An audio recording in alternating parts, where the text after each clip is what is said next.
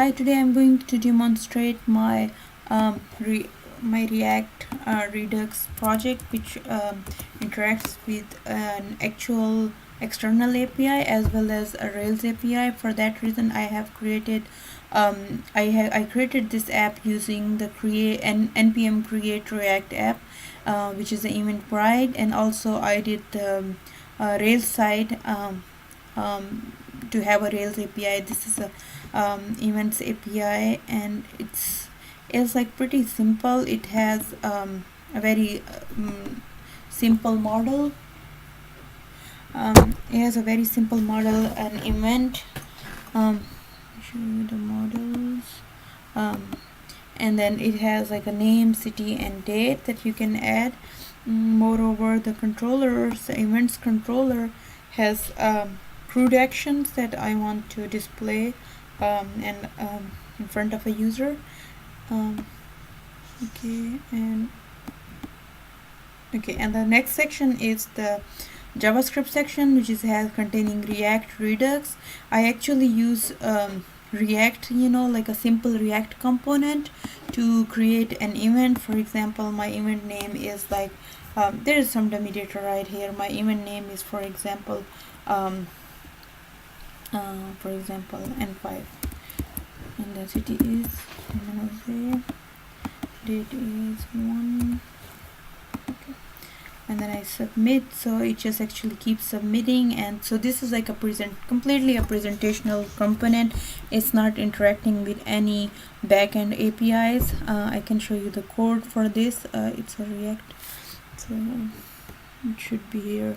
So I also created like a couple of folders for better management of these components. Like these are all the components with states, and these are like stateless components. So this one, the React, is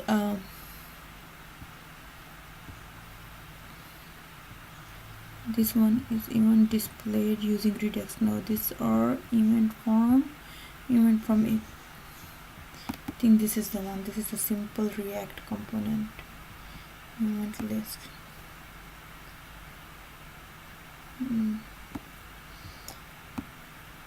Yeah, so yeah, this is the one, I guess. Okay, so how this one work is just a simple component.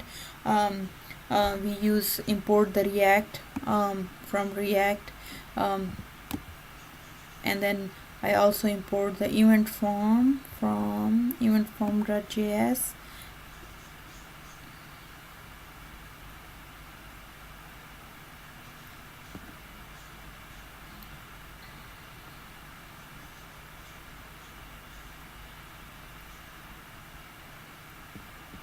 Okay, so what it does actually is yeah, this is the one. So what it does is actually called another component. I have created the event form component separately, which is in event form is right here. So what it does, on submit this dot add event, it actually sends this dot add function to it, add events function, and it sends this so it passes this function to that event form. Let's go to the event form.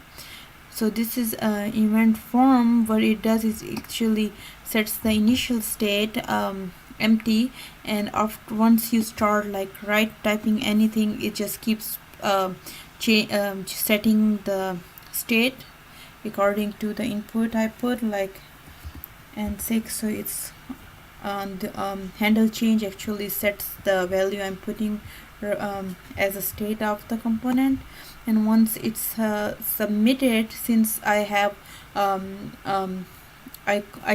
call their handle submit, and I submit the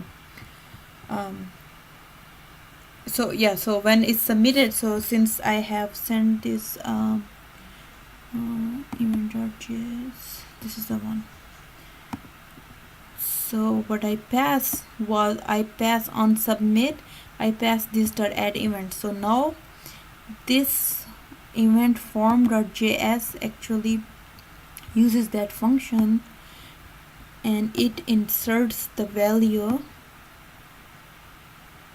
yeah, so it just updates the, you can see this dot props are not submit this dot state, so it actually calls that function and passes the state, and that function then actually set the current state, and you can see, so it just creates. So this is a simple component using React. Let's go to the Eventbrite. So this is the next step. This actually works with the actual API. It's an Eventbrite API. So I created the token and like the app the way their documentation suggests. And so what happens is like, let me show. Yeah. So first of all, actually, I should have showed the how the React works. So first of all, when we start a React app, we starts working in the index.js where we create a store, because in the future I'm gonna connect. Initially, I was working as a React in the React only, and then gradually I start converting it to the Redux. So for that reason, but here I show the pretty much like a final product. So actually I create a store. Moreover, I'm using Redux Thunk, which actually helps us to access the store, in the, and then all the methods in the app. Um, Also, so you can see the provider actually provides the capability, like store can be, once you provide the provider a store, you can access that store from app and other components. So it calls the app component. So once app.js is rendered, this one actually contains all these routes. So all these routes are declared here. I use the React routers, and you can see, okay, so these are the React routers. And so navbar is another component which actually has all these navigation links. So for this reason, some of them are like home. These are stateless components, stateless components are the components which are actually has no state, are only like presentational kind of component, doesn't have a much data in them. So let me show you the home, for example, home.js. So you can see it has just give you the information little bit or something, and it doesn't have any state, it's just like a function return. Okay, and let's go back to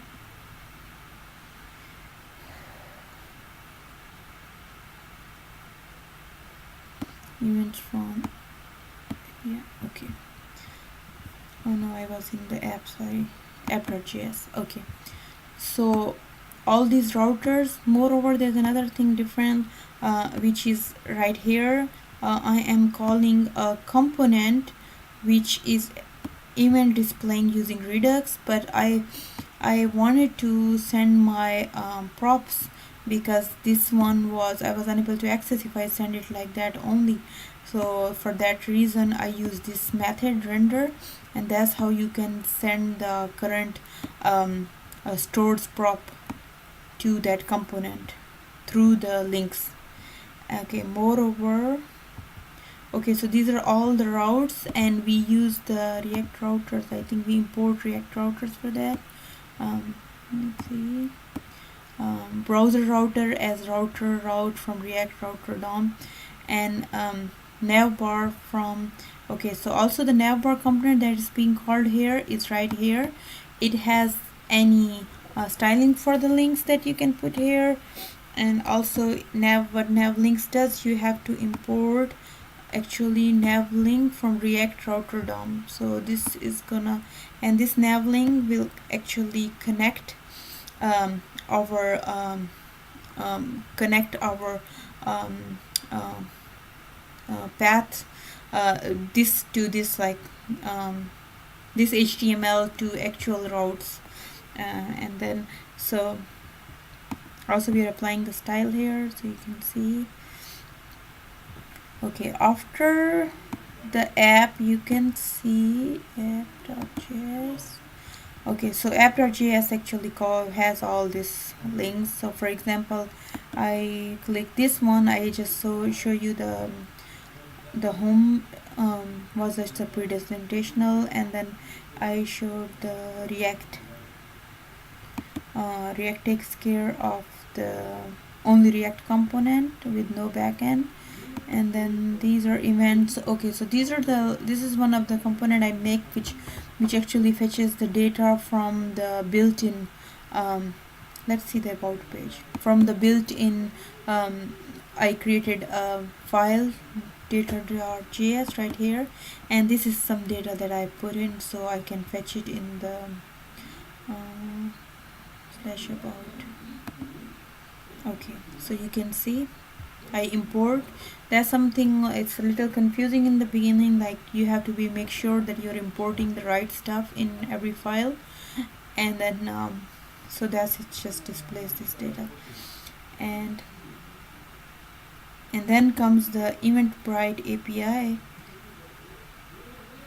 Okay, so this API actually interacts with the actual API, and I use documentation for that reason. So that one the Eventbrite gives. So like this, I use the I import the isomorphic fetch, and then we have this URL, and so once this component is being rendered, the constructor is being called, which actually creates an empty array. And then so I use this component lifestyle methods. One is component will mount, the other is component did mount. So upon component will mount, I want to send a fetch request to fetch the only like their Eventbrite API. You can fetch their user and their email. So this one only fetches the user and email, and then it updates my state and assigns this response. I get the name of the response to the user, and then once it's mounted, what it does, it sends another fetch request, and this time the fetch request actually give us all the events from of that user, and then it assigns them to our array, and which we just later in our render section I call this component, and I send it a prop, which is this state.events by current user. So let me show you. So this array is being passed to this component, and this is a presentational component, and I did not write in a separate file. It's right here.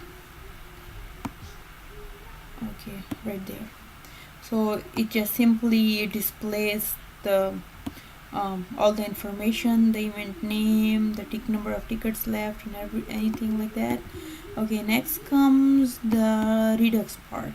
So this one is actually working with the real backend API, and for that reason I have created the actions, action controllers. I have created the reducer, which actually take care of all the requests we send. When I send the request, it's like, for example, I am inserting something like here, and then city is San Jose. San Jose. And then once I submit, you can see I have this, but this is not the it's not only it's not like a React. It's not only it is actually saved in the backend. So I can show you how it's saving in the backend in the Rails API.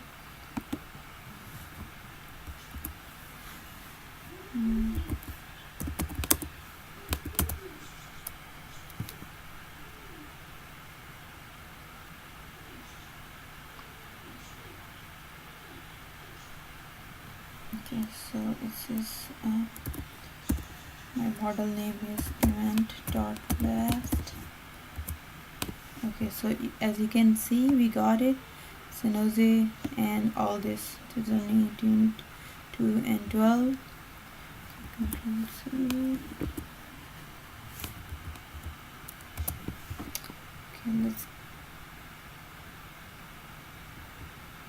let's back to my so how it works actually. The reducer is always called when we start our app, which is like index.js, and once the reducer is where is index. Okay, so index.js has, you can see, once we create our store constant using a create store method from React, we call this events reducer, which is this reducer. So what that reducer does is actually initialize the state. In this case, it is actually initializing events to an empty array, and then by default a reducer actually accepts two it always accepts like two parameters. One is action, which actually defines where action will be triggered but in the beginning, since the reducer is only initialized at this point, and it gives us the default state because our action dot type is not specified yet. But once we just do something like I did submit, which is which I can show you in the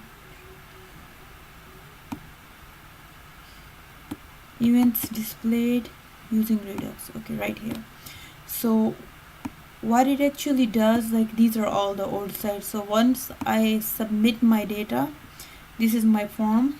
So it has all the this also changes the current state on change, like I am calling this method, and once the data is being submitted, it actually calls this function handle on subdate, which in turn calls another function, this start props that add event. And to being able to call these functions straight away like this, we have to connect them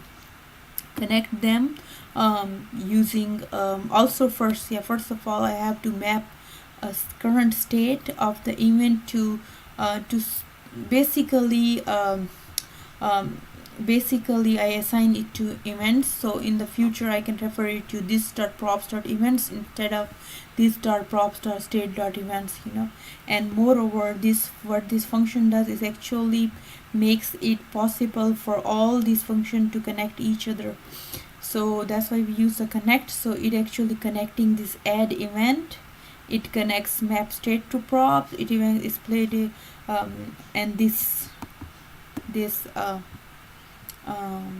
component which has a form.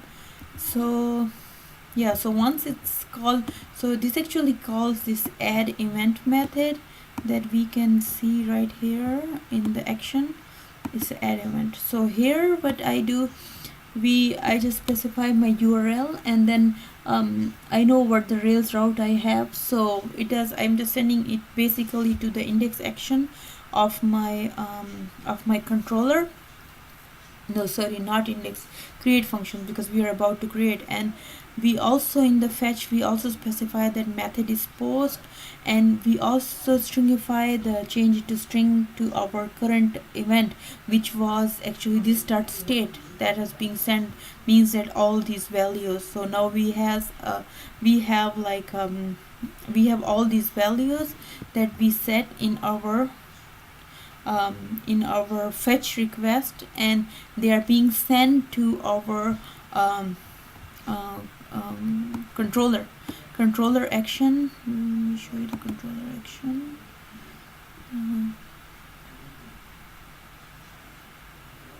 Okay, this is right here. So controller action here is just a old style Rails and Ruby controller, where you have like simply create an event using the events parameters, using the calling this function. And yeah, once if it's saved, render JSON at event. So once it's saved, we are sending this event back to our fetch request, which was in our actions controller.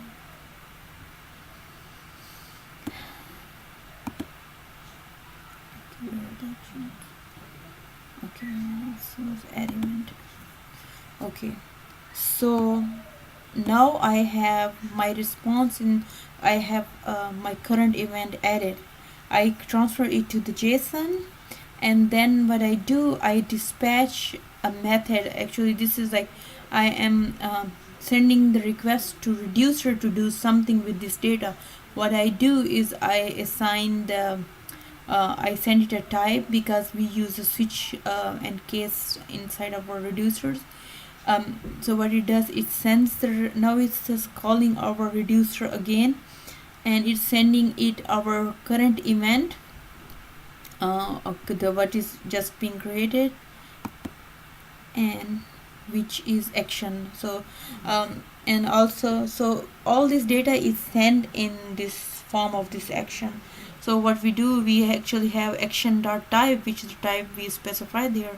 So if the type is add event, what it does is takes our current state, which has empty array, and then it pushes these events of the current events, which at this point has nothing, and then to the new event that we have. So this way it can keep adding more and more. This has a uniqueness true, so if I try to add another one, what did I do? So you can see it's adding more. Similarly, reducer also takes care of displaying events. Right now we were doing the add event. It also takes care of the displaying event, which I use in I don't know which page I use it. Okay, right here. So this one actually displays all the events. So okay, so display events. And so this is just, I'm just putting this because I want to see the every records number. So if I wanted to delete it, it's actually deleting it, but for some reason it's not showing it here, which I still have to work on. But in actually it deletes. So yeah, so that's it, and thank you so much. Bye.